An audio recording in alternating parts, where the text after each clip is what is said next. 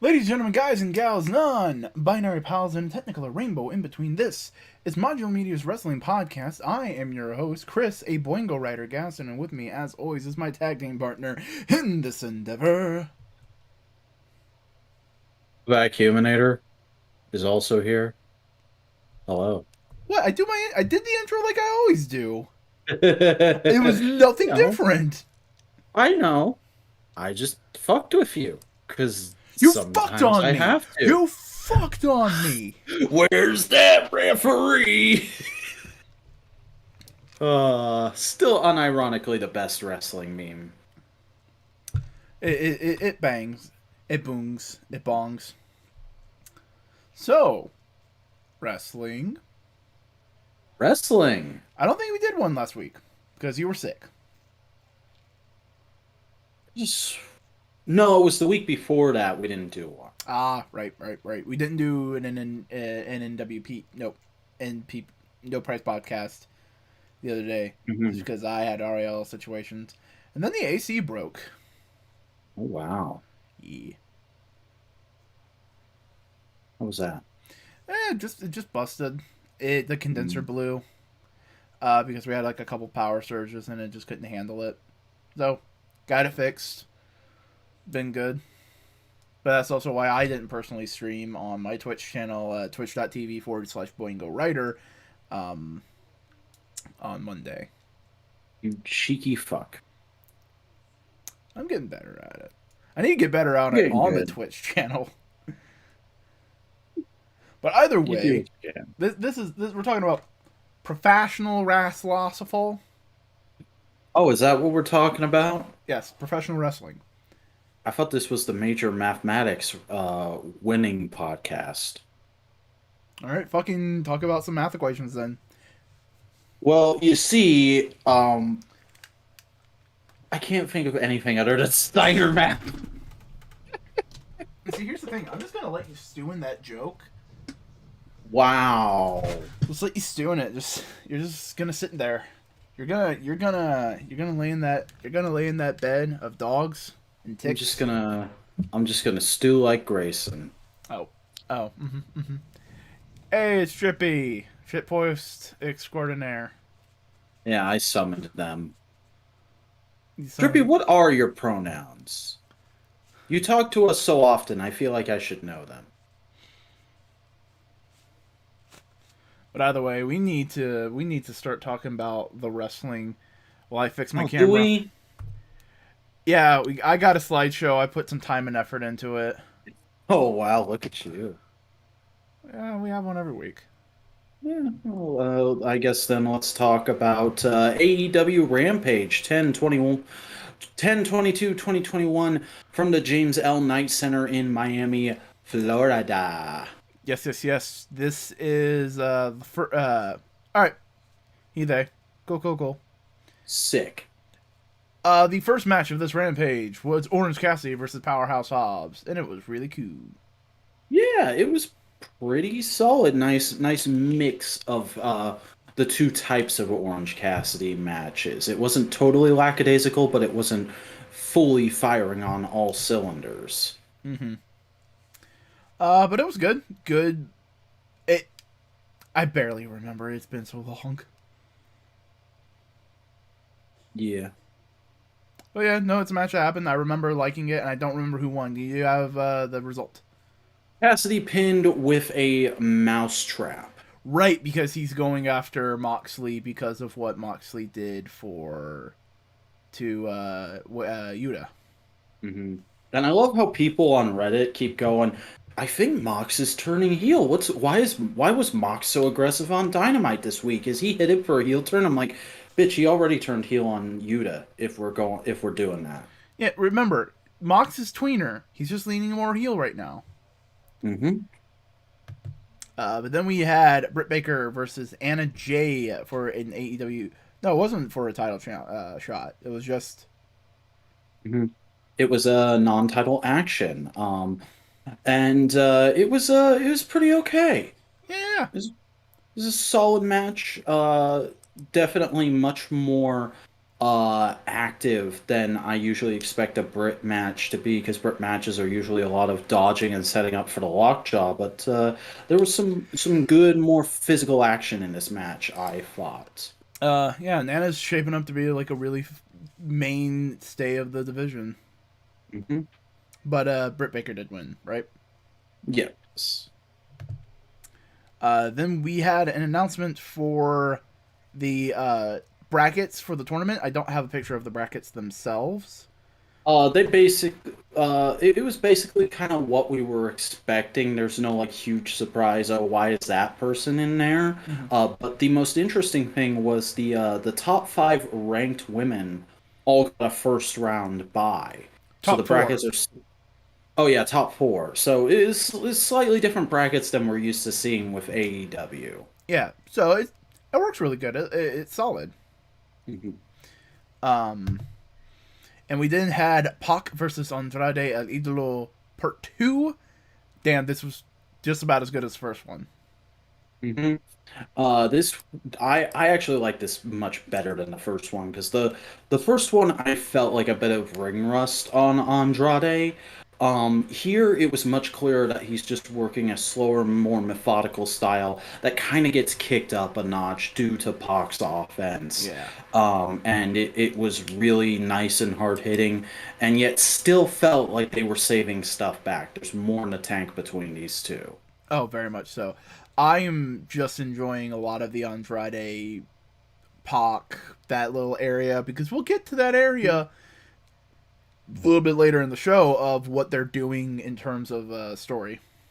I mean, it's also just really cool because like I didn't expect this feud to go very long. I thought it was just going to be a quick little thing to kind of introduce Andrade to the AEW audience, but it's really gotten in there and been one of the cooler little background things happening on Dynamite now, that's now being pulled in to the forefront, because Pac does win this match. He pins via roll up, and then after the match, there's a huge sequence where the lights go out and Malachi Black appears and starts attacking Pac, and then fucking armed Anderson comes out, does a fucking gun gesture at Malachi, and Cody comes out from the audience and starts attacking him, and sends the heels running. It was one of the hypest endings to a Rampage so far. Yep. And Drippy, are you really surprised by? Are these like actual video titles that you're just ripping off of YouTube? Because yeah, no, Sid of course would. Sid probably has versions of lewds of her actual YouTube avatar and her VTuber. Yeah. But that was it for that Rampage. I remember enjoying it. As did we watch that one together? Yeah. Okay, I liked it. But we had a little bit of other news in the week. This is the aftermath of it. Jr. announced on Twitter that he had some kind of growth skin thing, and he was going to a doctor. And he announced on Twitter later on, after it got taken care of, that it was cancerous, and they're going to be fighting it. So. Mhm. So all the best wishes out to JR, because he's a swell guy. He's done a lot in his career, and we like him very much. Drippy, yeah, the Trash Taste Boys are kind of lefty. They just don't realize it. That's the problem with a lot of the They're language. they're like most mainstream YouTubers. They definitely have an affiliation they lean towards. They're just too scared to actually talk about politics. Yeah.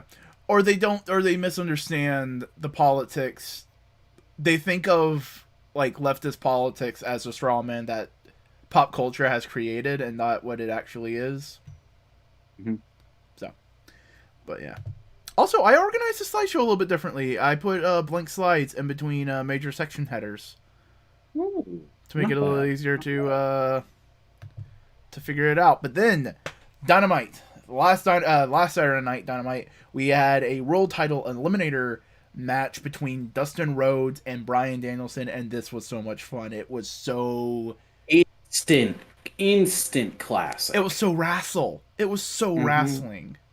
it's one of those matches where you watch it and you just know this is exactly the match these guys wanted to have. They're wrestling this very particular style that you don't see all the time. They're breaking out moves that are rarely used these days. They're saying and doing certain things that maybe usually wouldn't be allowed on television, but because it's them, everybody's letting it slide. And It it's just a lot of great little moments. legit.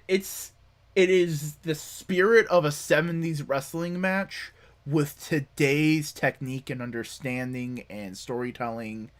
Like, Mm. so good. Like the freaking moment when Dustin just stands up and goes, "Kick me again, motherfucker!" That was the best shit. Yeah, it was pure hype. Hmm. Bryan Danielson fighting old ass badass grandpas. We need more of it. Yeah.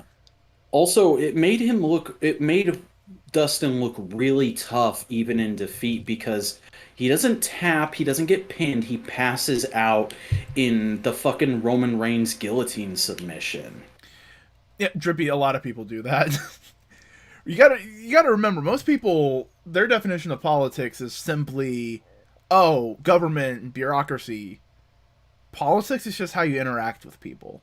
Fact of the matter is, everything can be politicized if you want it to be. Also, as far as the communist waifu, I mean, does Ileana count because she's from Russia in that era? Maybe, but if we're going by politics and waifu-ness, maybe not exactly in terms of power dynamics, but Rimuru from that time I reincarnated as a slime. Hmm. It's very I haven't possible. seen any of that, so that's possible. I'm gonna refer to you as an expert on Eh, how I got reincarnated as a slime. I'm caught up with the manga at least. I enjoy it. Wow. Then you have the fucking weird ass One Piece political idea where it's like it's legitimately like anarcho monarchism. It's weird. Okay. Like, Um. but then we had a promo from Well, the before super. that, we should also Yep. mention during Rhodes and Bryan, a wild Tony Nese appeared, and apparently Tony Nese has already signed with AEW and had his first match on Dark. Nice, nice. He And he's a great welcome addition to the roster. it's close. I wouldn't say he's perfectly a leftist isekai, but like with the way Rimuru, we're going off on a tangent already. And Drippy, it's just because we're trying to respond to your comments and be I respectful really of want that. to know what it's like to be an audio listener to this podcast. To go in blind. But no, it's close, but it's not perfect. Mhm. You were right on that testament of One Piece, though.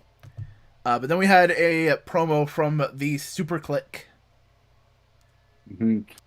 Is basically just a response to Hangman's promo from last week.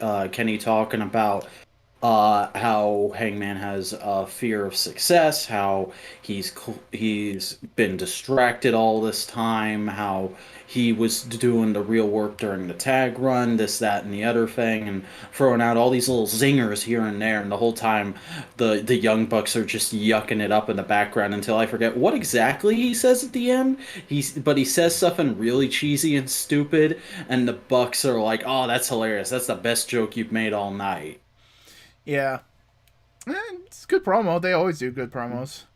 Yeah, it was Uh, solid. I just want to see those guys in the ring together having a promo off before the match now. mhm. I think we're gonna get some in the next few weeks. FTR then reiterated that they are the AAA Tag Team Champions, and just going like, "Yo, we're gonna aiming for the AEW ones. They're ours. We're gonna get them." And those shirts are fucking dope. I love how they're just fully embracing the cheesy aspect of '70s and '80s wrestling as part of their gimmick. Yeah. I'll say this: Drippy, that is extremely sad.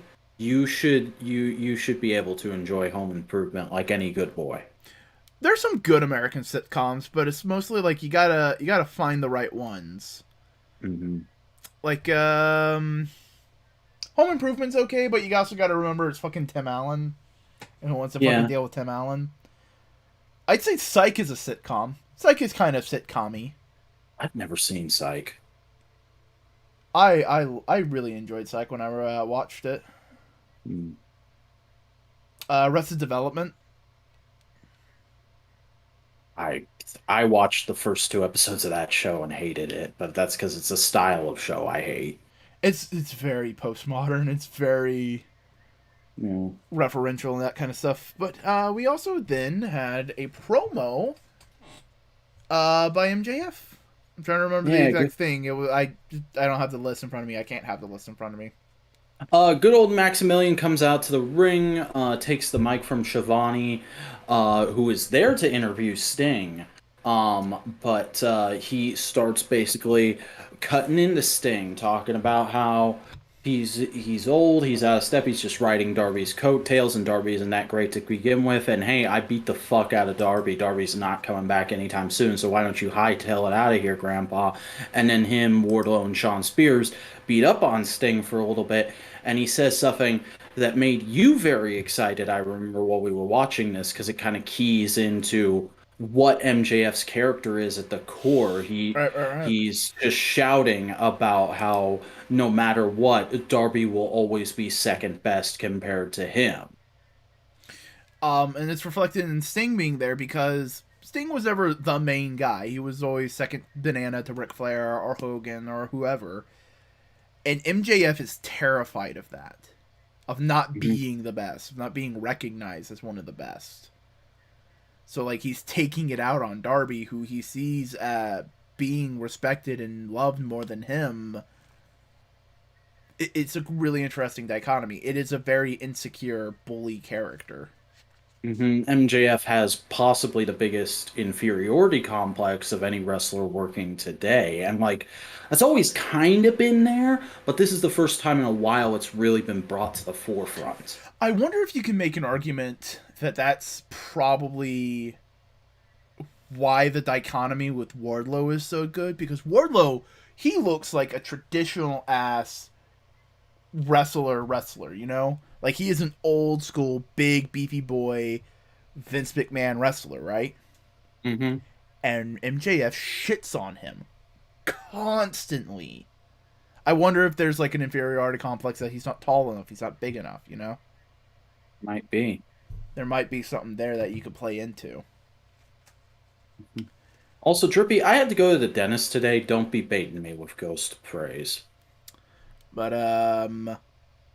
no, not speaking of ghosts, it's going to be next Dynamite, so we can't make that joke. But Tony Fani did have an interview with Britt Baker. I forget what the heck they talked about in this. I think it was just general. Oh yeah, that's right. Shabani announced that frickin' Ty is getting the title shot at Full Gear, That's going to be fun. and she just kind of cut a promo on Ty for a minute. I think. Drippy, out of context, that sentence sounds really suspect. In context, it's only slightly suspect.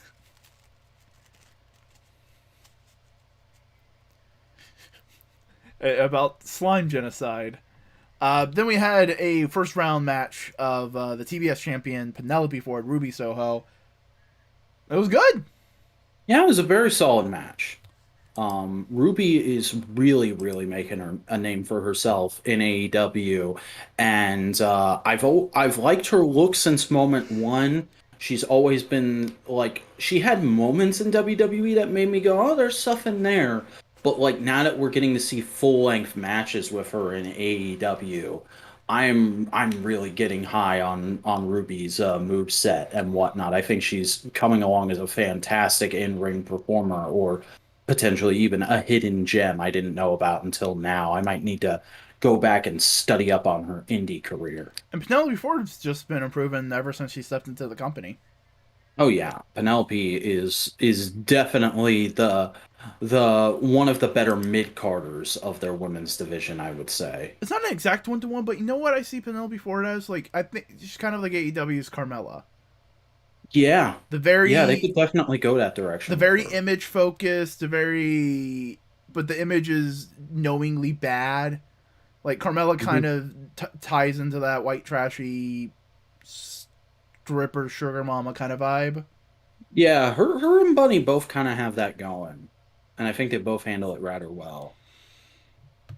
And then we had a very fun promo of My basically segment of the night right here. MJF tells Wardlow, "Hey, things haven't been quite great with you as my bodyguard, so I'm going to give you an accountability buddy with Sean Spears."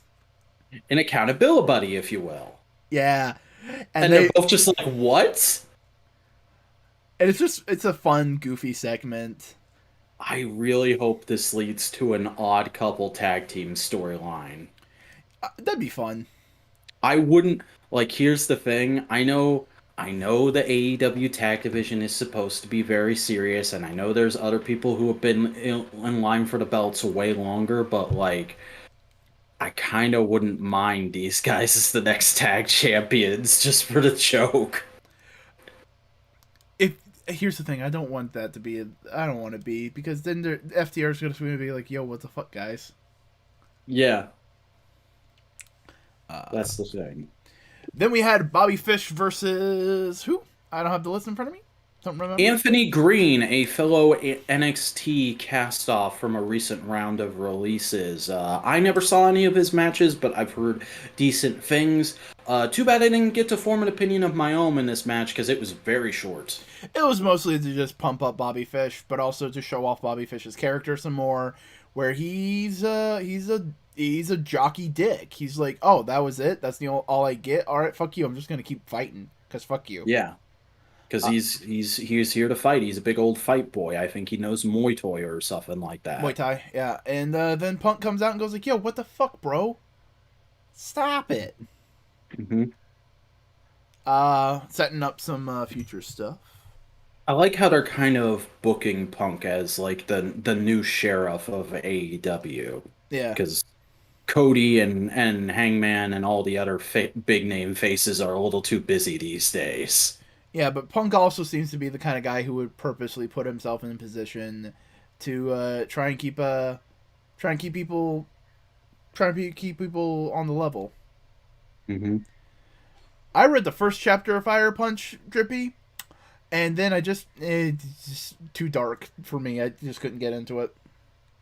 What's that? One of those Chinese mangoes? Yeah, it's written by this dude who did Chainsaw Man. Oh. It's the manga he did right before Chainsaw Man. Oh. It goes places. Oh. It goes weird places. Wow, that's crazy. Existential places. Wow, that's crazy. Like, to give you an idea of like one of the weird places it goes.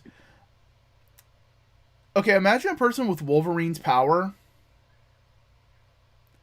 but they were trans. So they would want to transition, but they could never do it because their body would just heal to their original genetic code.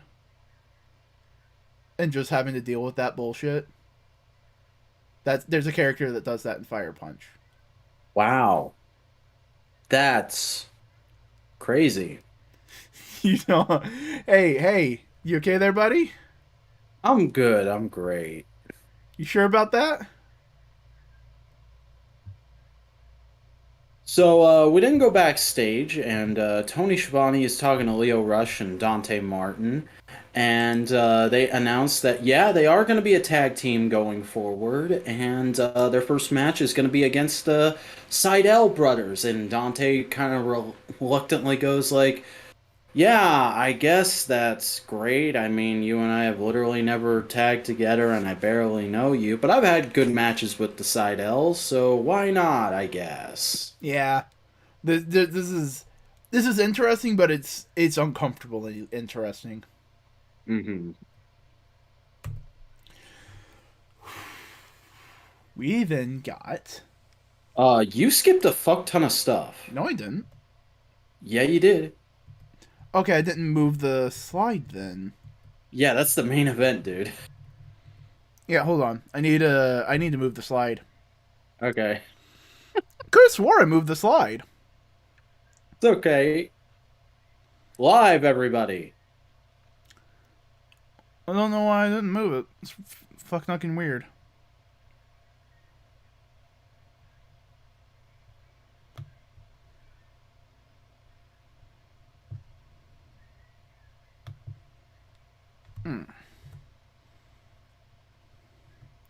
Alright, I'm pulling up the list just to make sure.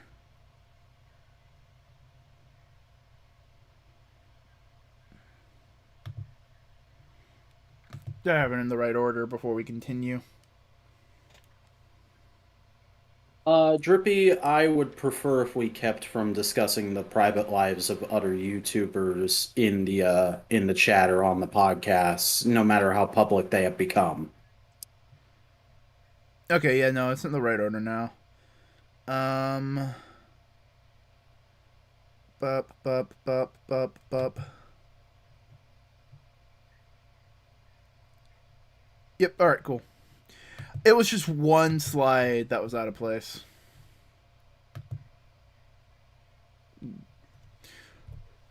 So next, Lance Archer, Eddie Kingston. Lance Archer, Eddie Kingston. Okay. So the match that they could give us was good. Yeah, the match started off great. But then Lance went to do what, a moonsault? Yeah, moonsault. A move he's done 1,001 times. He under-rotated. He just a pure mistake. It's nobody's fault. It's just the stars aligned to make it not great. He landed. He bonked his head, stuffing good. Bonked his head, compressed his neck a little bit. Just all around messy. He got hurt, injured. And then they basically was like, all right, cool. We're just going to wrap it up real quick. Eddie's going to do a quick roll-up, get the win that he needs to go to continue the story in a very, very, very safe and way. It was very soft to let Lance go heel and Eddie get the win. Yeah, and like honestly, even though I was very worried for Lance and disappointed that we weren't going to get the match we were originally supposed to get, and clearly Eddie felt the same way. I give my hats off to Lance, Doc Sampson, and AEW in general for handling the situation as well as they did, because Lance like immediately rolled out of the ring and started asking for the doctor, and Bryce Bryce was a really good go-between for Lance and Eddie. Yep, And like the communication was on point.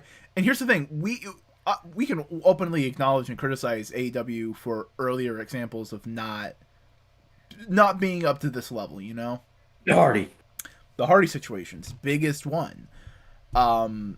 And everybody rightfully criticized them, and it seems like they have taken it into complete consideration from now on.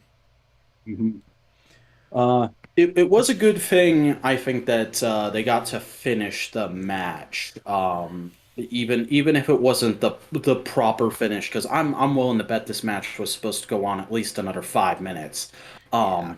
But they still got that roll up in there, and they gave Eddie the definitive win to move on. It wasn't doctor stoppage, and okay, we got to reschedule this match for Wednesday or Rampage even. No, but because it was a fluke roll up victory after an injury, if they wanted to, they can do this as a match sometime down the line of Lance Archer going like, "You never actually beat me.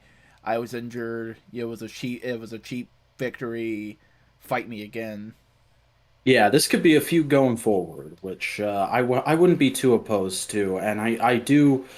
Especially now that we are aware Lance Archer is perfectly fine. He's perfectly healthy. He has no. Oh yeah, his transparency and like a clear niceness on social media was so wonderful, because there's other wrestlers out there who would have not said anything for days and then would have been like, "Leave me the fuck alone. I'm fine."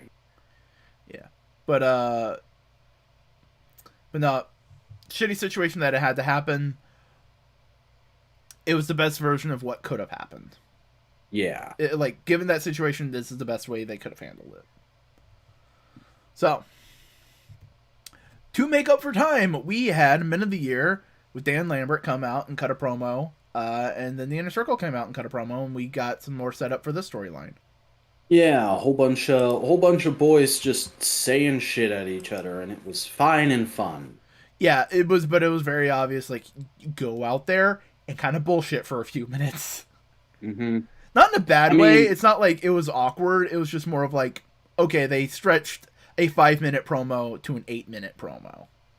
yeah, and it was very clear that like they had stuff planned in there because they had to announce those stipulations for Sammy versus Ethan, which is no outside ring people, and if Sammy loses, he's out of the inner circle forever for like the fifth time this year. Yeah, yeah. Overall, pretty solid. Yeah. Then Moxley came in and cut up another promo by just talking about being in the tournament. This man doesn't say bad words. This man is proficient at speaking. Very good. Is like, what can you say about a Mox promo that hasn't already been said aside from recapping it? Like, this is just him going, yo, I looked at my baby, my little infant daughter the other day, and I realized I don't give a shit about anything except making her happy. So I'm gonna beat the fuck out of y'all and get that belt back. So I can provide, you know. Mm-hmm. We then had a signed promo from Sammy. I don't remember what was written on it. Something about Inner Circle being great. He's going to beat Ethan Page. Various quips and funny puns and things in there. Yep. The Dark Order then cut a promo as well. This was a nice, much needed character moment because the Dark Order were just kind of discussing things in general, and then Hangman comes in and he's like, "Hey guys, I'm sorry I left you hanging, no pun intended, but I'm back. I'm still your friend, and here's the thing." All of you, no matter what you did or how you felt about the last few months, you all did the right thing because you did what you felt was right, and I still love you guys and believe in you, and we're still friends. Also, hey, I just remembered you've got a big match with the Elite on Wednesday, and it's Halloween. You know they're coming in costume, so you better think of something clever. I'll see you around. Oh, foreshadowing. Hmm. But Bunch of good character development and setup and getting the baby faces back together. yeah, it's good. It's solid. I also like Hangman coming in and just like putting the nail in the disagreement storyline that was going on. Of like, hi, both of you were right. It doesn't fucking matter anymore. We're all good. Okay. Yeah. So there'd be no more argumentation just in case. Hmm. We then had Jungle Boy versus Brandon Cutler in a fun little squish match.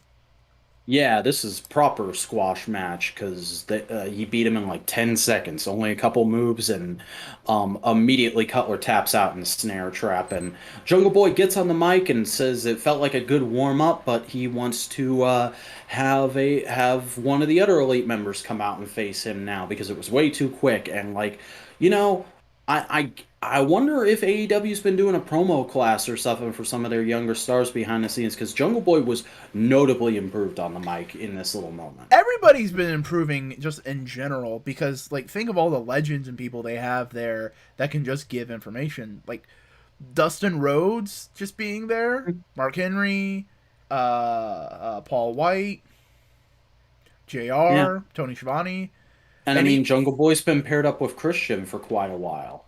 even just some of the regular veterans in the roster. You know, like you said, Christian, CM Punk, Adam Cole at this point, Bobby Fish at this point. You know, they're long tenured, experienced performers. Yeah. But the elite do come out and they ambush him good and proper, and there's a big massive beatdown between them, him. I think Luchasaurus comes out to try and help at one point, but ultimately Jungle Boy is thrown off of the stage and into two waiting tables just in front of the barrier, and it's a nice brutal beatdown that after the Bucks kind of losing some of their steam lately, kind of helps heal them back up. Pun not intended, but relished. Yep. And then we had the continued beautiful promos from Miro Yeah, just fucking poetic excellence coming out of this man's mouth right now. of basically like, you didn't. My God is still like almighty, and I have somehow. Part of him believes that somehow he has disappointed his God. Part of him Hmm. believes like his God has abandoned him, and he's tackling with that cognitive dissonance. Yeah, it's the wrestling equivalent of fucking the Arnold Conan movie where he's like, "Crom, please help me defeat my enemies, and if you do not, then to hell with you." Yeah, it's just beautiful. It's just great. Miro is top notch. Mhm. But then we have the main event of the evening. Malachi Black versus the American Nightmare Cody Rhodes with Arn Anderson for the third time now. Oh boy, this match was interesting, wasn't it? Yeah, it was a good match. Hmm. A lot of interesting work. Very clearly, the audience dueling over whether they like Cody anymore or not, and it, it's not exactly like this isn't a match that fully enthralled me on an in-ring level, but there's some really solid moments in there, and I especially like the ending. Not just because of how they talked about it this past Wednesday, but in the moment it was glorious to be like, "Oh man, is it gonna happen? Is it gonna happen? Crossroads, this move, that move." And then he sets up and you're like, what the and he hits a Tiger Driver 98 instead of the thing we're all thinking. And Malachi Black does get pinned. This is Malachi's first loss in AEW, and yet he doesn't seem all that upset by it. Because I think to Malachi, he hasn't lost yet. Hmm. And the crowd erupts into infinite boos. Yeah. You know? And it was really interesting watching this episode of Dynamite, which I don't think we mentioned, AEW Dynamite 10/23/2021 from the Edition Financial Arena in Orlando, Florida. It ended in thunderous boos aimed at Cody Rhodes, and it was immediately followed on TNT by the season finale of Rhodes to the Top, Yep. which Well, did you watch it? I did, and it was is a very interesting episode because it's a lot of like little chunks of stuff. Last week they covered the birth of Liberty, which was a very minor part of the actual episode, but they were kind of leading up to it all episode. And then this week is about Brandy and Cody getting home and Cody going on the road without Brandy and trying to um figure deal with what it's like to travel without her for the first time in a long time. And also there's a hilarious sequence when Cody gives QT and Preston Vance Brandy's placenta to take home and put in their fridge because apparently that's a thing some women do post pregnancy is eat their own placenta. And they made a big joke out of how weird and gross that was. Yeah. Yeah. Mhm. Um, and then there was some interesting stuff where they just kind of cut forward by a few weeks to Brandy starting to train for her return. And there's a really interesting bit in the middle of the episode where Cody is talking to Brandy, and it's like, okay, so how do you think you want to come back? And she's like, well, I've only ever really played a heel on my own, so I want to play a heel again because that's what people are going to be expecting anyway. They're going to be expecting me to be the big bad bitch who's in control because that's how everybody sees me on social media. And I'm like, wow, Brandy really tends to focus on the negative, doesn't she? And Cody tries to tell her like, I don't know if that's the best idea for you right now. You've already tried that and it got really weird and it didn't go super well. Maybe you should come in as a baby face and work your way from the bottom of the rankings up to the top to kind of try and earn the people's trust. And she just kind of blows him off, interestingly enough. And she brings up all these examples of like, even when I was in matches as his valet, I did heel stuff. She brings up spearing Dustin at Double or Nothing and things like that. Um, and then they get into the first match with Malachi, and Cody talks about being booed out of the building as he saw it, even though it was only very loud but minor in terms of the audience boos at that point. Mm-hmm. And we get the "Are you okay?" sequence with Tony Khan. And he's talking about like maybe I need to take a break for a little bit because I've clearly lost touch. And then they just cut right to the Arthur Ashe show, and he talks about having gone through this whole mental character arc and being like, "Well, I don't know what's next, but no matter what, I'm ready for anything, and I'll still give it my best because this is the last scene of the episode and of the season, and we don't even know if we're getting a season 2 right now."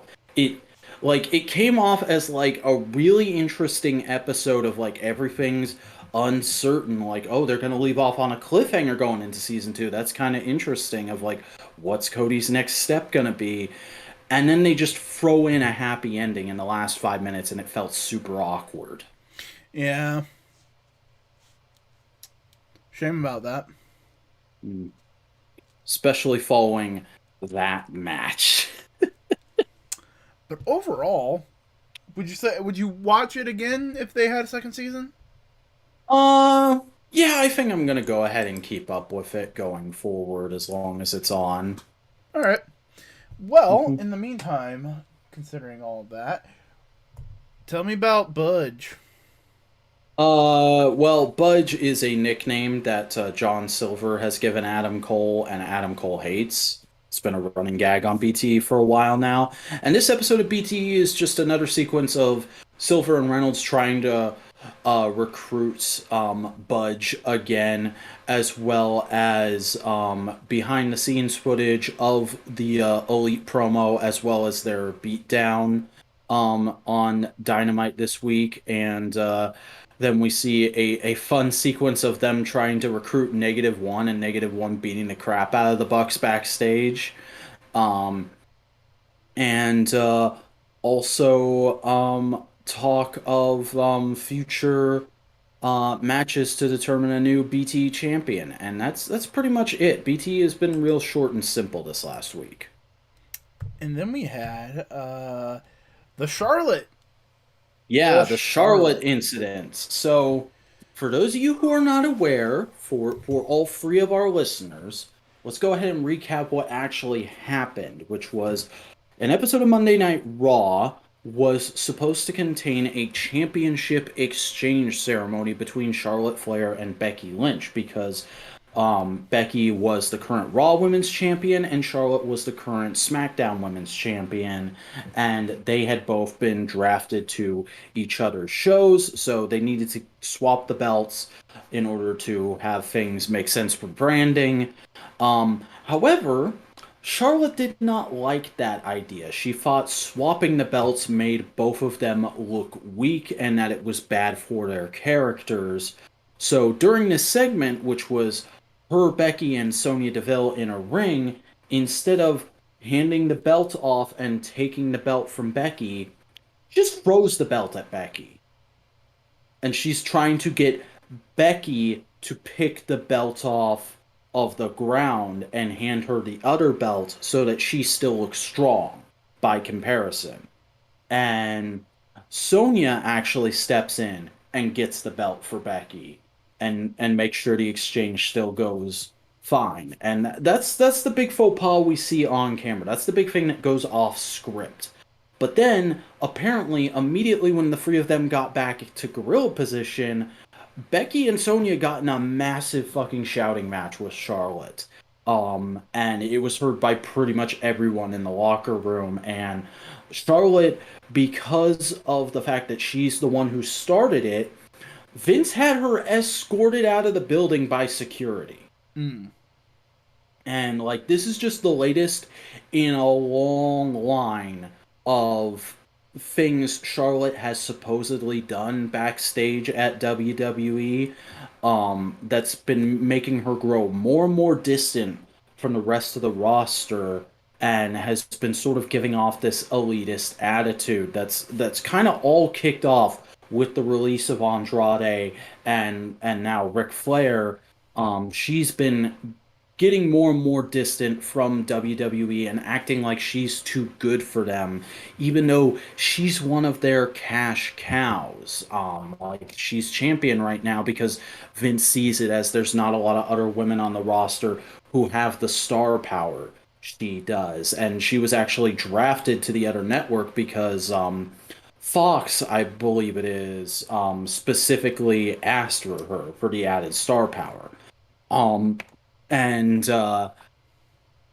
it's really interesting because it's been sparking this conversation over and over again of like, is Charlotte going to get released or is she going to request her release? Is that something that's coming? And if so, oh my God, is Charlotte Flair going to AEW? And more than that, do certain people want Charlotte Flair in AEW? Is really why I put this on here because it's something we've discussed off mic a couple times now, and I'm just gonna go ahead and say it. Absolutely not. I do not want Charlotte Flair in AEW because from the attitude she's been displaying lately, it's toxic. It's not the kind of person they want in their locker room or already is in their locker room. And I think it would be just because of the reputation she has. Like, even before all this, she's been a contentious figure amongst wrestling fans. So I feel like to bring her in, because if they bring her in, they would have to immediately make her a major star in the division. And if they did that, it would feel like a little bit of a betrayal of the fans' trust. Here's my question though about that. Is she toxic because she's toxic, or is she toxic because she's in a toxic environment? I mean, that is entirely possible, Because remember, but for a like, long time, people just thought CM Punk was an asshole. I've never experienced that narrative, so I can't speak to that. But I would also say, just like, along with this story, there's also been the newly emerging narrative that the entire women's locker room does not like Charlotte and has not liked that her for a while now, and they now see Becky as a hero for standing up to her. I don't know. But there's also the fact that Andrade does want his family in basically Hmm. in the company he's working at. You know, he wants Yeah. them secure in a place where he's comfortable. Hmm. So like he's probably going to campaign for if Charlotte does get released for her to show up in AEW. Yeah. I don't know. Like, obviously it's not something I would be super jazzed about, but like I should also acknowledge it is AEW. They could win me over on it. They've won me over on several things, most recently Dan Lambert. I've softened on Dan Lambert a lot in the last couple weeks.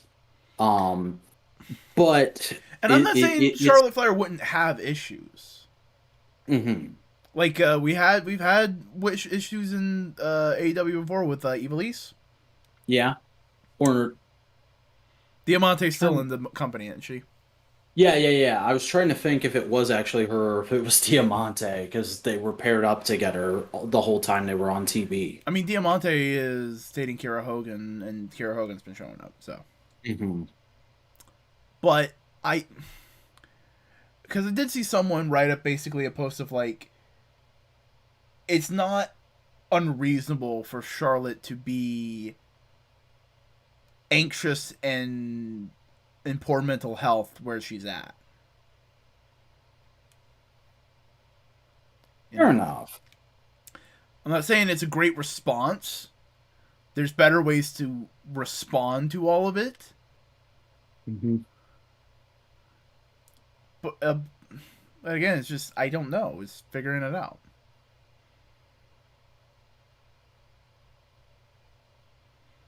I don't think Charlotte would immediately jump over to AEW. I think she wouldn't do anything for a bit and then decide.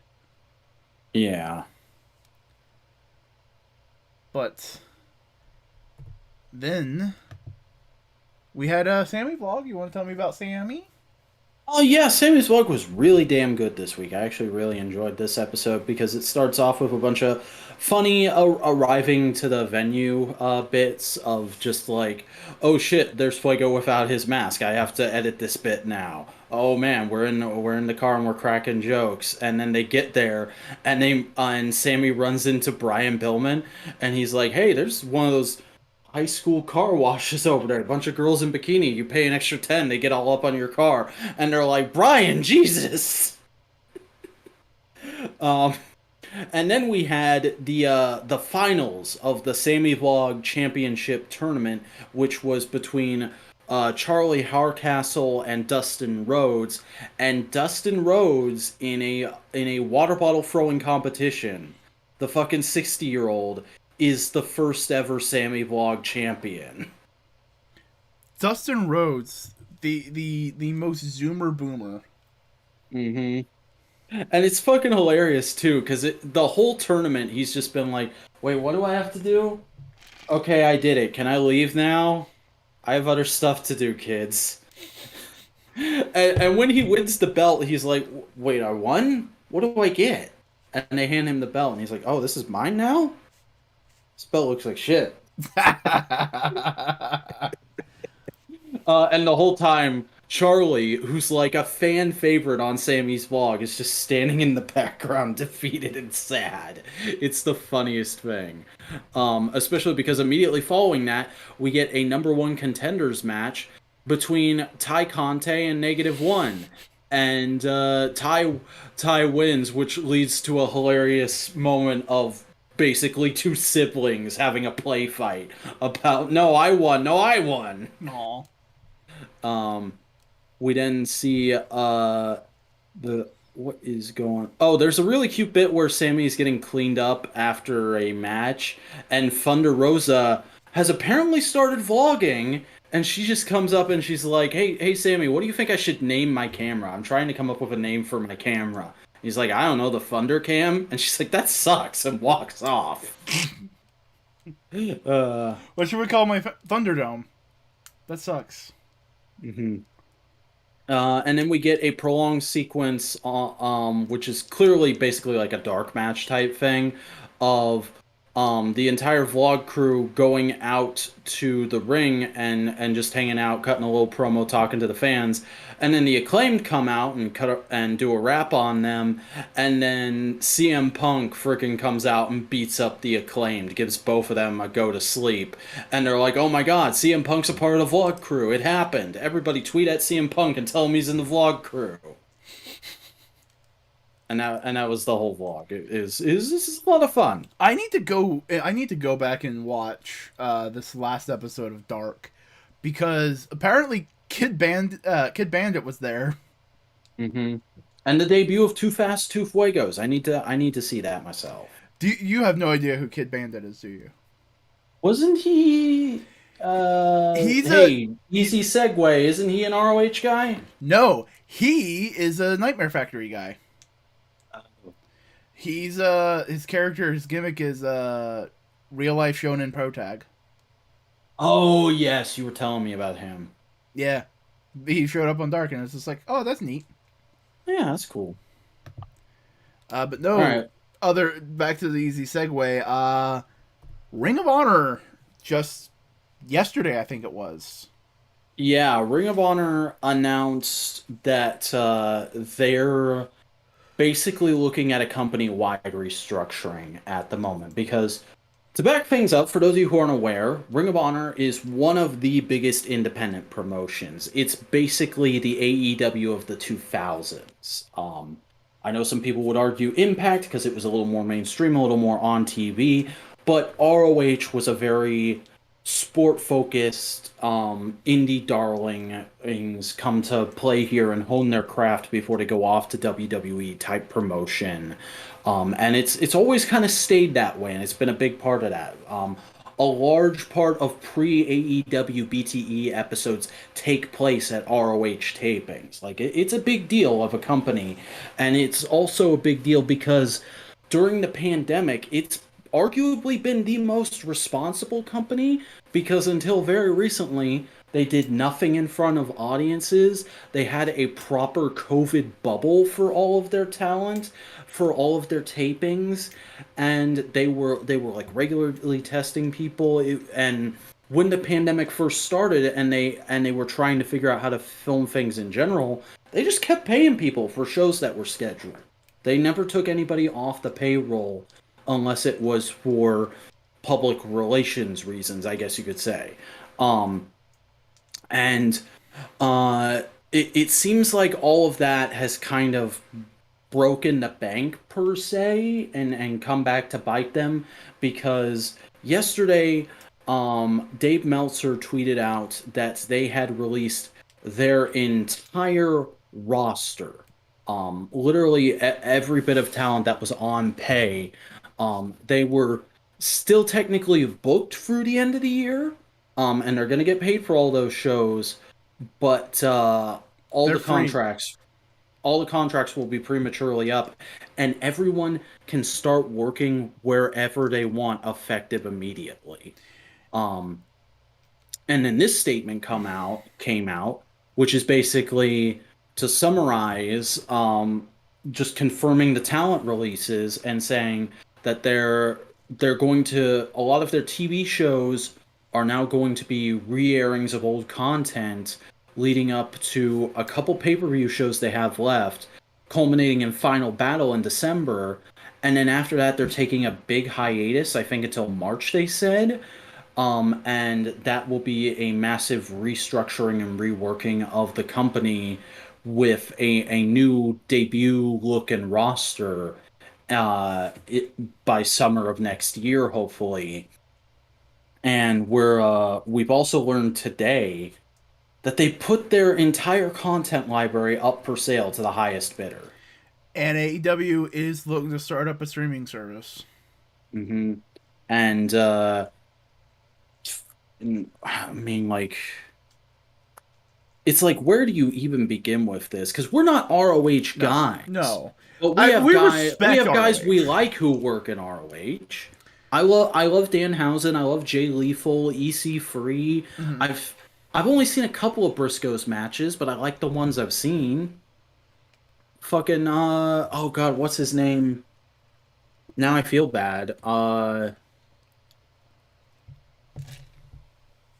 Flip Gordon. Yeah. Flip Gordon works at ROH or worked at ROH. It's definitely. I think the worst part of the situation is AEW's at the point where they just can't hire everybody. hmm Like, they can pick up the ones that they really, really want. Flip, Danhausen, because Danhausen would work perfectly in AEW. Yeah, Jay Lethal, all the Bucks friends, all the Kenny's friends, all the Cody's friends, those guys. but like Bandito's it's an probably, entire company's worth of people. yeah. It, it's gonna be tough. Impact's probably gonna pick up a good couple. It's also just one of the biggest cornerstones of the Western wrestling business for the longest time.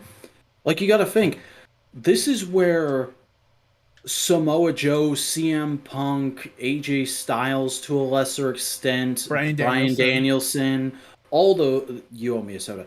All those guys were made in that promotion. Yes, we Bucks, know them Seth because of Rollins. WWE. We know a lot of people because of WWE, but hardcore wrestling fans were first introduced to them through ROH for the most part. Yep. And it's really scary to think, like, they say they're coming back next year, but a part of this feels like we don't want to say goodbye, but we're going to have to soon. Very much so, especially because the parent company just does not give a shit about Ring of Honor. Mm-hmm. But I definitely think AEW is going to try and buy the library because they have been talking about wanting to extend what they do online as a digital provider. And we know for a fact they have talked to ROH about buying just All In once. Yeah, but they could buy all of Ring of Honor because Ring of Honor is for lack of a better way of describing it, Ring of Honor is to AEW as TNA is to Impact. Not completely, but functionally, there's Ring of Honor spirit continues in AEW. AEW is like I'd say it's 40% Ring of Honor, 50% what's the word, WCW, and 10% WWE. I'd say 5% WWE, 5% ECW. But like thinking about it, not just on the Ring of Honor thing, like because AEW is looking to start a digital service. Well, they got all their own personal content that they've provided. You got PWG. Because think about it, like putting a bunch of old PWG pay-per-views online through streaming, that'd be great. GCW, Yeah. Ring of Honor, like that's a streaming service all on its own. And Ring of Honor has actually been a streaming service for a couple of years now. They've had their Honor Club thing, which I think is like a subset of Fight TV. But it sucks that it's happening. I like we know some people are going to be going to AEW. Danhausen's going. Danhausen has been campaigning. The moment that announcement was made, he has been campaigning AEW. Notice And me. he's been hanging out with AEW stars for years now. He just put out a shirt with him and MJF on it. And MJF responded to the tweet announcement going like, who authorized this? As a joke. Yeah. Like, he's integrated with... He just had a match with Orange Cassidy and fucking Chris Jericho on the cruise. Him and Ethan Page go toy hunting all the time. Like, he's already a member of the AEW roster to me. He just hasn't been able to wrestle there. It's a shame that it happened, and it also, like, there's other people that we're forgetting, because that we're just been talking about in-ring performers. Brian Zane has been a major correspondent for Ring of Honor for the past year. Him, Allison McKay, the other people behind the desk, it's fuck cameramen, referees, fucking people who set up the ring. What's gonna happen to all of them? Yeah, I would not be surprised if we get a new major small indie coming out of this about the size of old Chikara. Possibly. You know? Yeah. I mean, like, this is obviously very reactionary because we just got the news yesterday, but it's like, I don't know, there's a part of me that says, hold your breath, this time next year, Ring of Honor could be back like nothing happened, but there's another part of me that says, oh shit, this is the end of an era. This is because here's the other thing. Remember who the parent company of Ring of Honor is right now? It's Sinclair Broadcasting. And they could just basically gut it and bring it back with basically none of the stars you know, a bunch of cheap nobodies that they can get on for cheap, bare bones studio recordings, and maybe a pay-per-view every 4 months. Ex-WWE guys to be a draw name. Yeah. Like, it could be completely gutted, unrecognizable form of Ring of Honor. It could be one of those terrible old indie feds that Brian Zane reviews.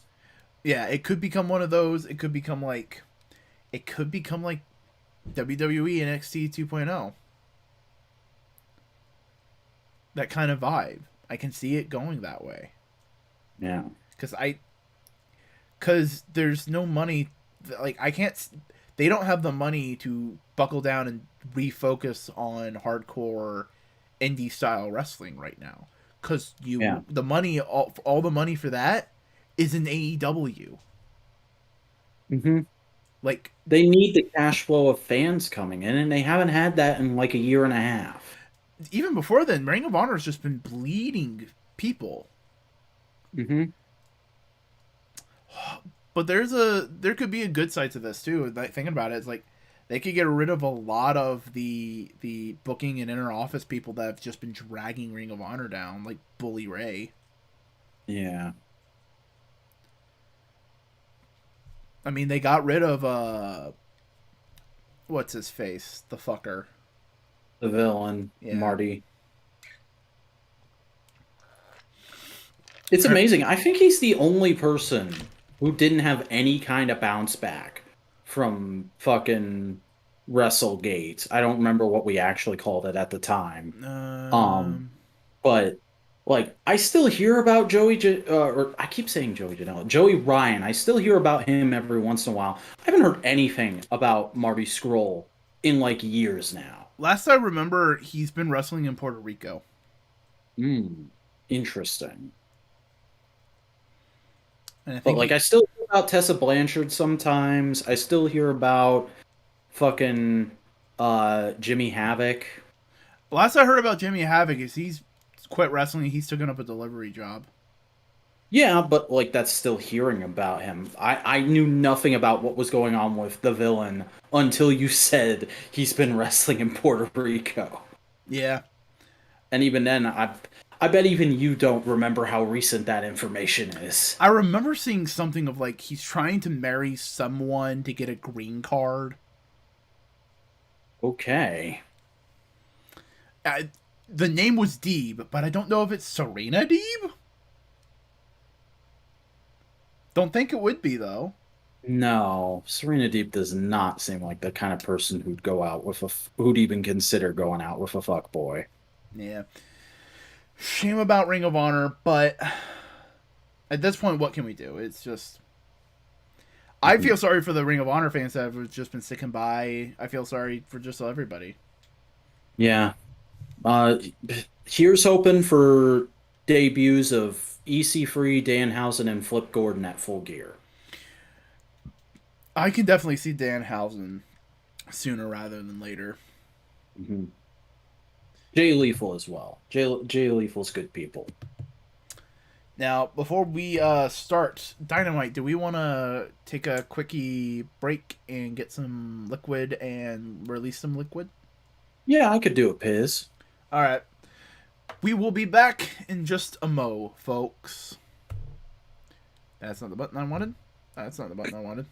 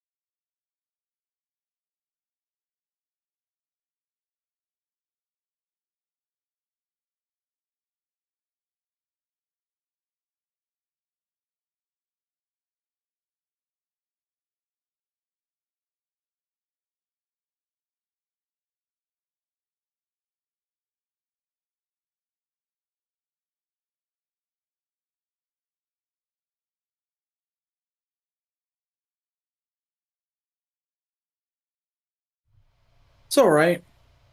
It's all right. It's all right. It's all right.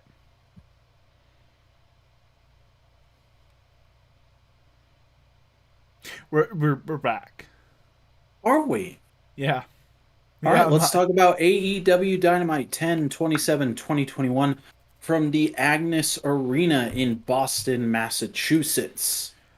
Ayo, Boston, Chicago boy is here to rock the world of Fishman. Yeah, we opened up with CM Punk versus the infamous Bobby Fish, and it was a solid little match. Oh man, it was good. Speaking, okay, we were talking about Danhausen campaigning. One of the first things Danhausen tweeted was a picture of CM Punk. Good old Pepsi man. Because that's been a one-sided feud for Danhausen for the past couple months. Hmm. CM Punk wrestled in the Long Boys. Yeah, I didn't mind the Long Boys this week. I think they're growing on me. Long Boys look Uh, good. but no, this is a really good match. Punk really gave a lot to Fish Yeah. and made him look like a proper mid card heel. Like I was getting Jake the Snake vibes off of Fish in this match. Oh, Um, genuinely, like he's weirdo. He's a creeper. He just wants to hurt you. and it just works. It totally works for who he is, and it totally works for what Punk's character right now, which is he's kind of the great equalizer sheriff babyface of wrestling. And that's a great extension of his original, of like one of his more known characters of the Voice of the Voiceless. You know, Hmm. he speaks out when others can't speak. He'll fight back when others can't fight. He's the he's the champion of the beaten down. Yeah. But they had a fucking banger back and forth. Hmm. But with CM Punk's knee getting worked over so much, when he did the go to sleep, he had to sell it. He sold it hard, and then he slowly crawled over on Bobby Fish. He got a 1, 2, 3. Bobby Fish immediately kicked out of it, Hmm. showing just how like it took some time, and Bobby Fish was still fucking powerful, and it made Bobby Fish look fucking strong. Yeah, it's really cool how much Punk is willing to give to the younger performers in AEW here. This was a really good match. Hmm. It was great. Which just like another little aside before we move on, because I know you wanna talk about the next thing, but I do want to say, the other day at work I was listening to the episode of Unrestricted where it's just Aubrey and Tony talking about the general state of AEW right after all out. And like it's really interesting getting Aubrey's perspective on CM Punk coming back, because Aubrey's in the generation of wrestling talent that got into wrestling because of CM Punk. And Yeah. Bobby Fish is too. Yeah. So it's like it was very interesting hearing her tell the story of like Punk's one of the first people she's actually freaked out over being in the company. Um and there was a moment where she actually told him like, you're kind of the reason I got into all this. And he's like, "Oh, well usually I say I'm sorry, but it looks like it turned out pretty well for you." That sounds like a goddamn. But no, this great match. CM Punk getting another fucking clutch ass victory. I love how he's Mhm. not being portrayed as like a fucking Superman. No.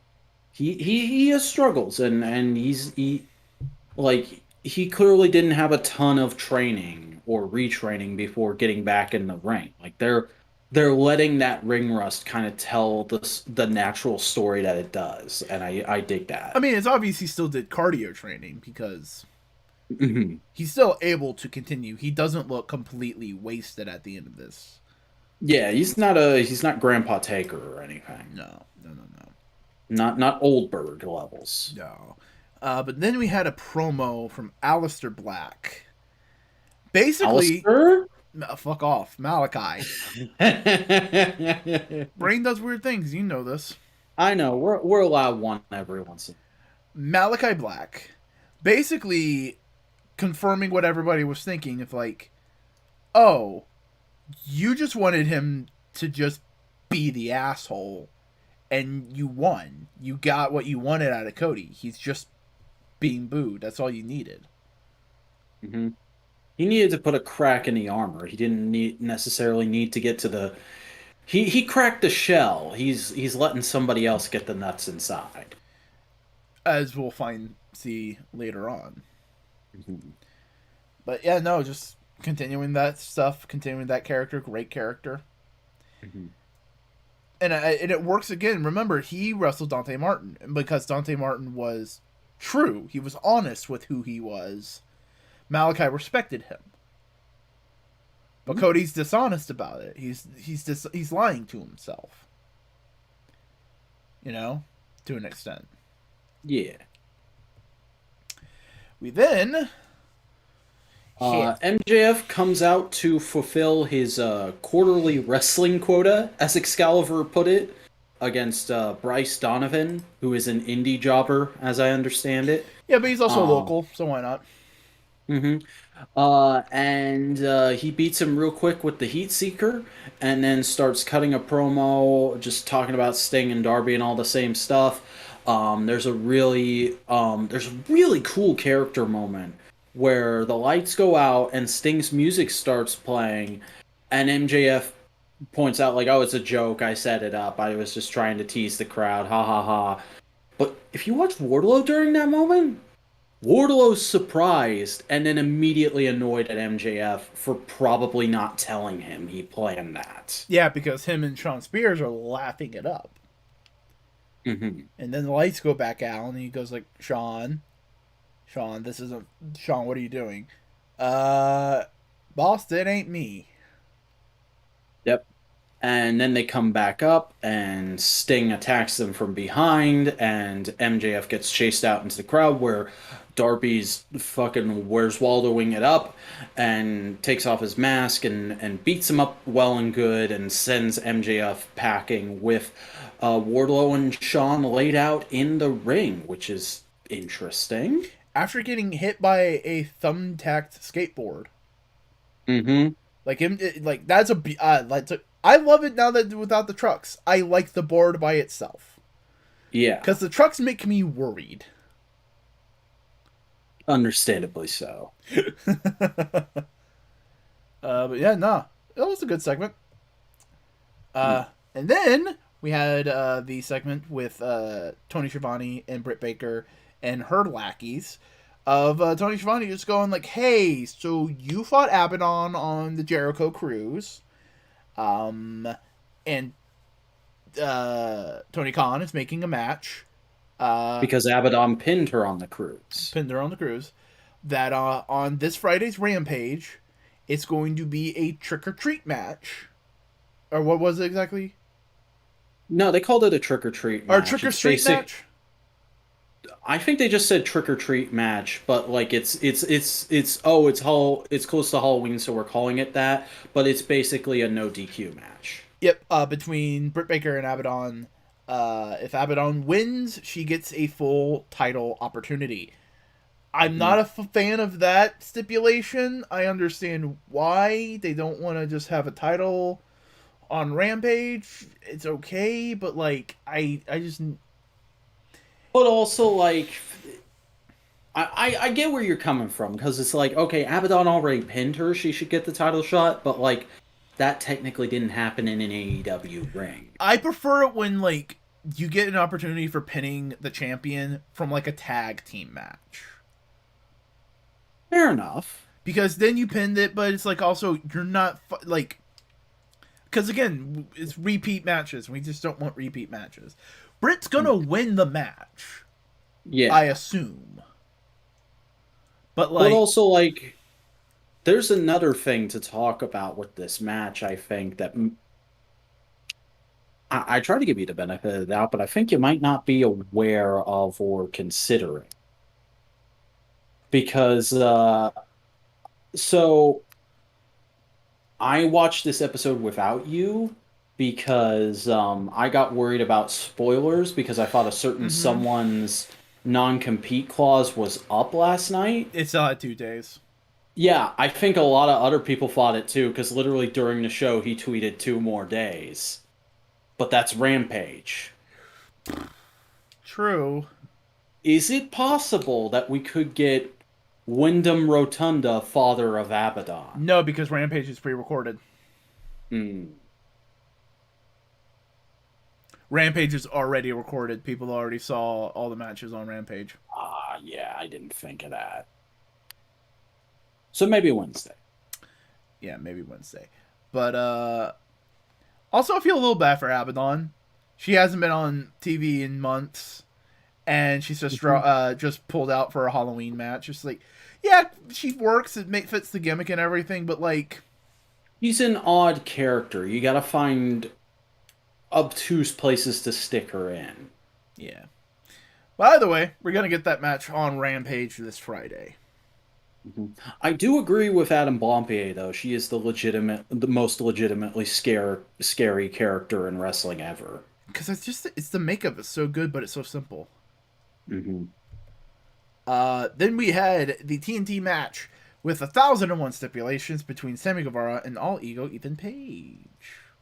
Yeah, fucking for the TNT Championship with all non-competitors barred from ringside in a match where Sammy has to leave the inner circle if he loses, and of course he doesn't. Guevara pins with a leg sweep and a high stack after about 8 minutes of decent action. Solid. It's good. Yep. It's just to continue the feud. Yeah, it's nice to see Ethan getting some more singles stuff to do, but ultimately the match felt very much like padding, especially because after it we got another Jericho promo in this feud, just kind of ramping things up a little more. Yeah. We then got one of the best fucking promos back and forth of the evening. Yeah, because it's also building off of a promo that they broadcasted during Roads to the Top, where frickin' um, Bryan Danielson says to Eddie Kingston, like, I want to be excited for our match, but I'm not because I know who you are, Eddie. You're great in the ring, but you have the potential to be amazing, and you don't do the work to be amazing. You go home and you sit on your ass. You don't put in the effort, and Eddie's just like, oh god, we're gonna fucking do this? Okay, I'm just leaving. But then in this promo, Eddie basically rebuttals saying, like, I do put in the work. I have to take a fucking depression. I have depression. It takes me 10 times as much effort to do the things that I'm doing now than it does for you. So fuck off. Which, And then Brian's like, that's the Eddie Kingston I want to see. A depressed, angry, homeless man coming to kill me. I understood what Brian was talking about. It's like he wants someone with anger and vitriol and drive and passion. Hmm. And He like, wants that determination. yeah, and genuinely hearing Eddie Kingston go like, fuck off, mental health is a fucking challenge. It fucking got me. It's like, oh, Yeah, ow. Eddie's Eddie is such a good boy. Eddie's good boy. We then got a promo from the Lucha Bros.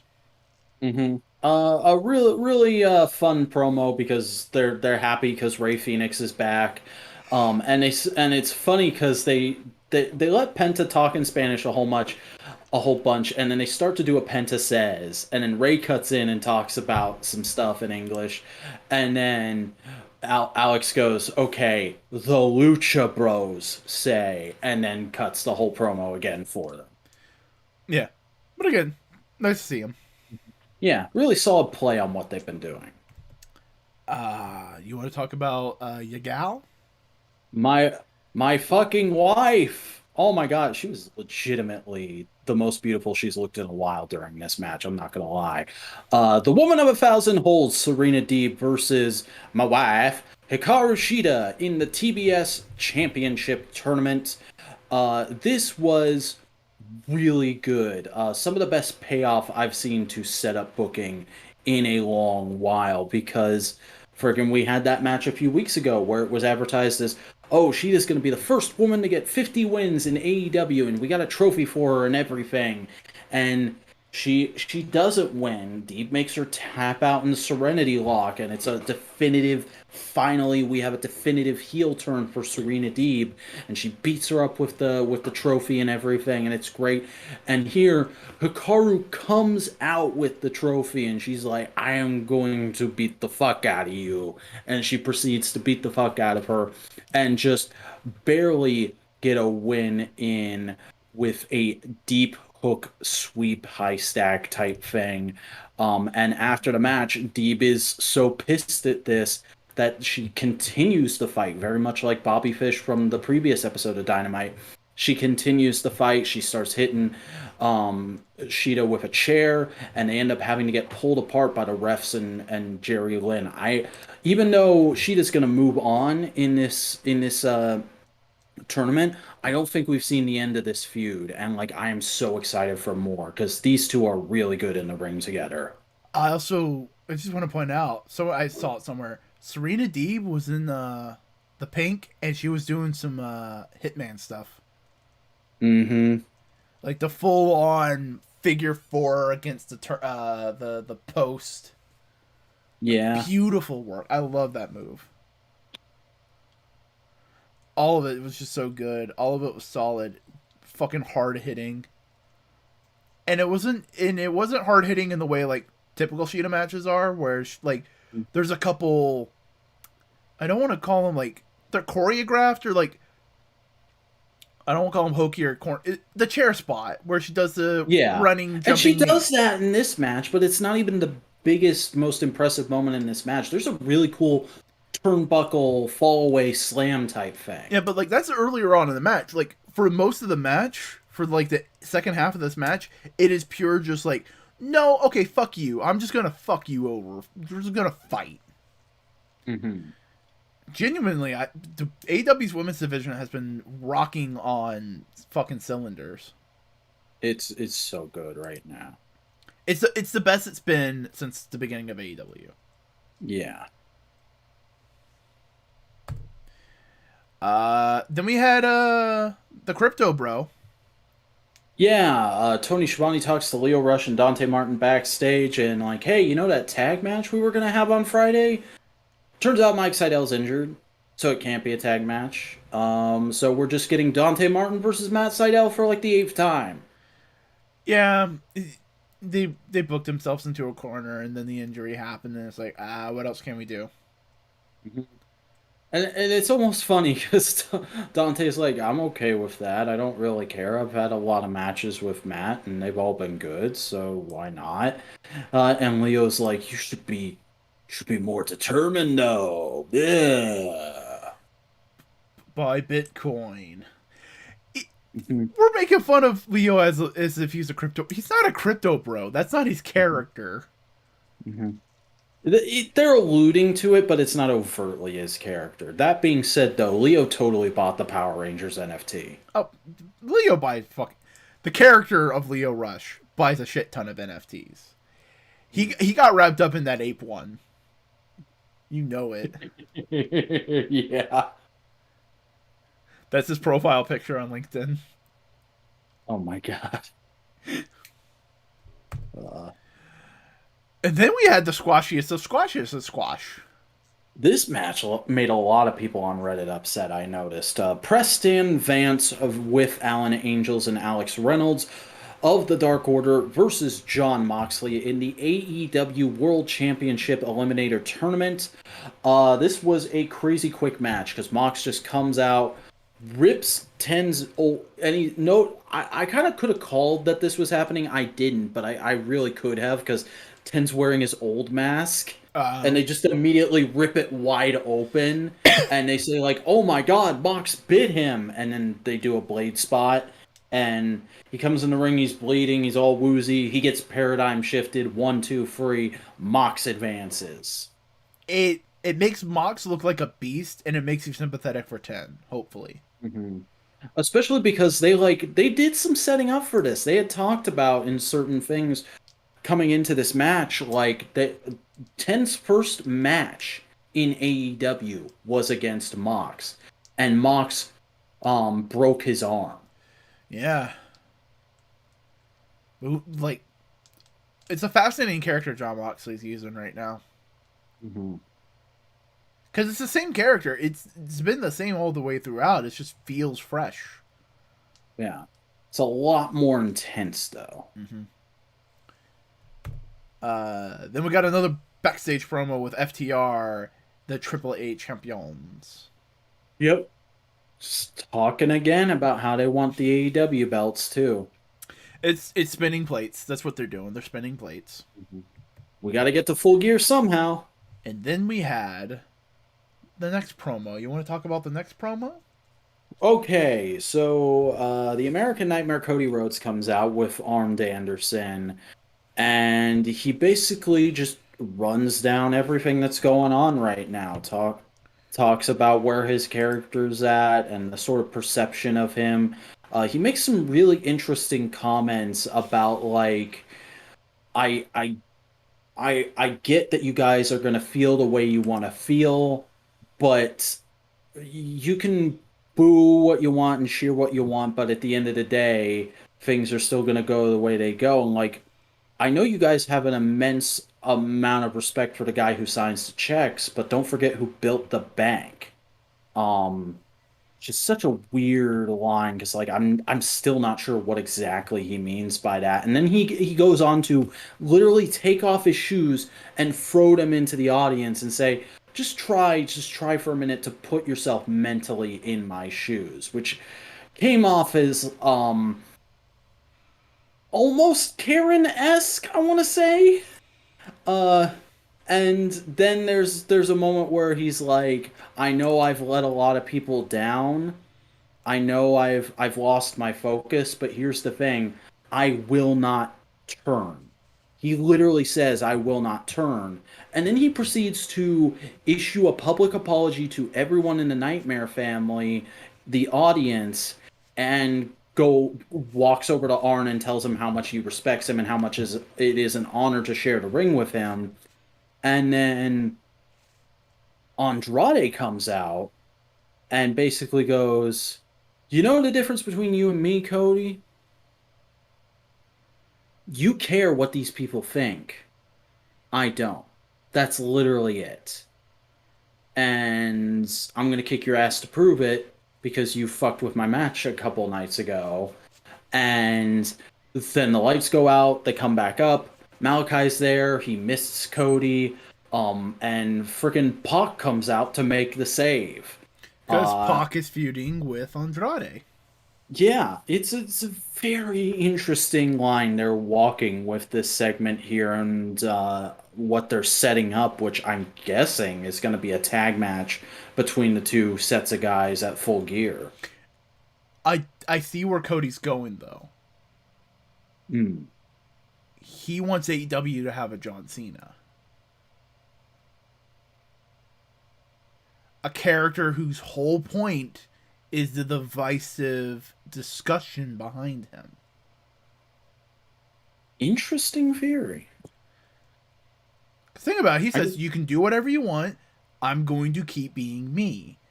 And that was the big thing with, like, the problem with John Cena was that they weren't being honest with what John Cena was. They were ignoring the boos, you know?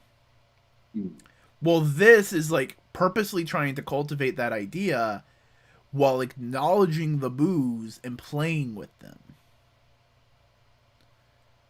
You know? Yeah, I can definitely see that. I don't know, the whole segment was just so interesting, especially with how much I've been paying attention to the crowd during Cody segments these days. Because like there was legitimately a lot of hatred for him at the start, and then like slowly they kind of got more and more on his side.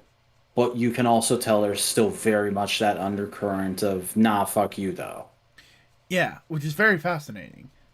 Mm-hmm. And I think he's purposely trying to use that because that way he can work face, heel, whatever. Yeah. You know? Yeah, it's fascinating. It's interesting.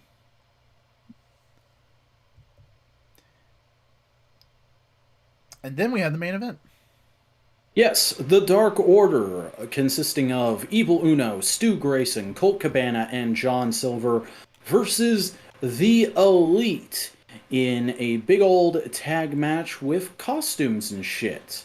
The Dark Order comes out all dressed in different things. John Silver is Bambi.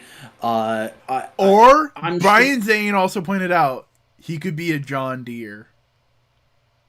Evil Uno is just a generic cowboy, but like I'm sure a lot of people would think he's specifically trying to be Hangman. Colt Cabana is Brandon freaking Cutler. And Stu Grayson is dressed as Kratos from God of War, and everybody else is in costume as well because they all do the entrance together. And there's a big old horse costume. Ooh, I wonder what's up with that. It's a surprise tool that'll help us later. But then the Elite come out and they're dressed as the Ghostbusters. That movie that Christopher likes. That Christopher and Luke Owen like, because he was freaking out over this in their podcast. Okay. Okay, here we go. It's gonna be there for the rest of the night. Okay. The main thing I wanted to know was just how do you feel about the reworking of the theme Mikey Ruckus did? Considering he only had like 2 hours to do it, fucking nice. Yeah. Fucking mad lad right there. Yeah, I do like the touch of Michael Nakazawa as the Bay though. That was really fun. Yeah, no, it was a solid match. I was mostly though just amused by how much the proton packs were used as foreign objects in the match, especially because this episode aired the day after frickin' Hasbro launched a HasLab for a prop replica proton pack. It's funny. It's just good. Mm-hmm. This is a PWG. This is a Chikara match, and if you're not into matches like that, you're not gonna enjoy it. It's a big dumb match with a bunch of pantomime, a bunch of cool group spots. Really, I think more than anyone, I would put the kudos on Evil Uno for this match, though, if only for the fact that he somehow managed to hold on to that cowboy hat for the whole thing, even when he was getting beat up. Yeah, it's a fun big punch up just to leave the people crowd happy. It's holiday, why not? I understand JR not liking it. It added to the match to me. But it ends in John Silver pinning Jackson after a spin doctor and an assist from Hangman Adam Page because they reveal at one point towards the end of the match that Brandon Cutler is actually the horse. Brandon Cutler was tied up and gagged and put in the horse costume, and he causes a big old distraction when they put him in the ring because the Elite thought Brandon Cutler was in a big blow-up Stay Puft Marshmallow costume that came out with them. But nope, takes off the mask, it's Hangman. Beautiful image that ended up being our thumbnail tonight and really should be the replacement for the AJ Styles and Undertaker meme format. Yeah, because then you're not dealing with an old white racist and a flat earther. And there's actual real character pathos in that moment because remember, Matt's the one who kicked Hangman out of the Elite. Matt's the one who constantly refused to give him the help he was asking for. So this is like a big cathartic moment for Hangman, getting a moment to throw a buckshot lariat on Matt and then cause him to be pinned by John Silver. But yeah, no, this was just fun. This was big, fun, goofy fun. That's all it needed to be, too. Fantastic match to end the night and indeed end our show because that is everything, I believe. Yeah. So over under, pretty good damn week of wrestling. Yeah, content was great. Obviously, I'm pretty distressed about certain news we've discussed throughout this, but that's the way the world is. You gotta take your punches, and you gotta take your hugs as they come to you, and just try and hold those hugs a little tighter, a little longer. You know what I'm saying? Yeah, it's a shame that things like bad things happen, but you gotta celebrate the good too. And this was some good week of wrestling. Definitely. AEW's back. Dynamite's back on Wednesdays Yeah. on TNT for the time being until TBS. I assume. I don't think there's been any word Mhm. of going back to Saturday till then. Well, I think part of the reason they're moving to TBS is so they don't ever have to leave Wednesdays again. Yeah, that's the point. But I'm just saying, it's like they haven't made any more like, hey, here's some more Saturday nights. So it's just going to be Wednesday on TNT until the TBS move January 22nd, which Hmm. is fastly approaching. Yeah. Full Gear's coming up real quick. But overall, yeah, good week of wrestling. Do you have Yeah. any other final thoughts you want to get over before we just plug a bunch of shit? Uh, I mean, I can just reiterate one more time. Hikaru is Bay, and I'm glad to see her back in the spotlight. I thought Adam Cole was Bebe. Well, he's Bay Bay. Hikaru is my Bay. All right, BAE.